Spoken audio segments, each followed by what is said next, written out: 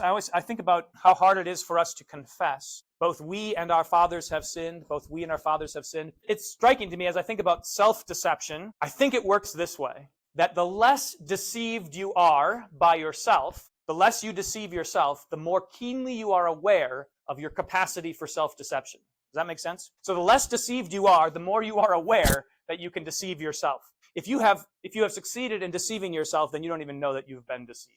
If you're taken in by the lie, then you have no idea. The more you are aware of your self-deception, the less deceived you are, the more you realize just how vulnerable you are. Does that make sense? So one of the things that we ought to get used to as Christians is that our confession of sins, the list does not grow smaller and smaller as time goes on. I'd like to imagine you start out with this list of sins, and as time goes on, you kind of shrink the list. You've knocked things off the list. Oh, good. I don't have to confess that anymore. I don't have to confess that anymore, right? But what happens?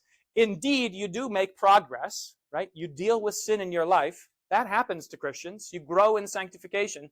But as you grow in sanctification, your awareness of your sin also increases. And so you have more and more to confess, right? And for the Christian, this is not a tragic thing. This is not so the Greek mythological character Sisyphus, who's rolling the rock up the hill in Hades. This is his punishment. He rolls the rock up the hill every day, and every day the rock rolls back down, and he ends up where he was at the bottom, right?